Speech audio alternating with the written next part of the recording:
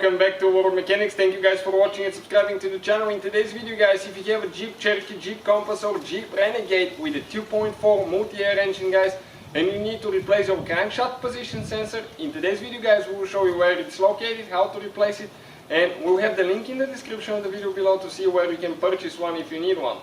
Now, you do not have to remove guys your engine. Okay, why remove the engine? Because guys, we'll have more than 100 videos probably on that engine alone. We'll show you to fix almost anything on it. So please guys, subscribe to the channel and like the video. In addition, we'll have more than 200 videos on every car we get at the shop. Our mission is to save you guys as much money as we can. So let us show you now where you can find the crankshaft position sensor for Jeep Cherokee, Jeep Renegade and Jeep Compass with the 2.4 multi-air engine. Once you guys have the engine in the vehicle, okay, you will face it this way, like that. Okay, you have the air filter box on this side, engine right here, battery will be on the right side.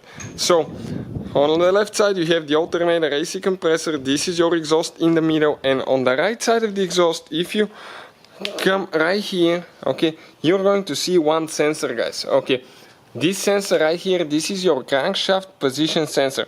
We need to get a screwdriver, okay, a little screwdriver, and we're going to pry that red thing out. Okay, what is that red thing? That's a safety pin that prevents the sensor from unlocking.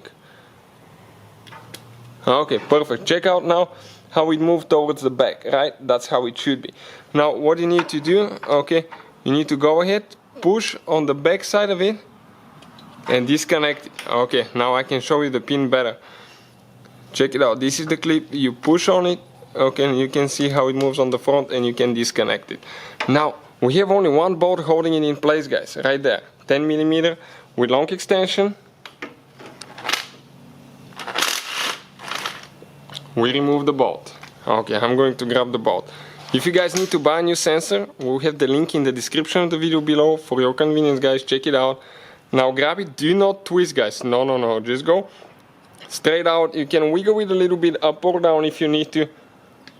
Okay, but do not twist them guys, okay, because some of them, if you twist them, you will damage it. This is your, okay, right here, this is where it reads. You can see that sprocket on the inside of the engine, that where it reads the position of the crankshaft. And this is guys the sensor.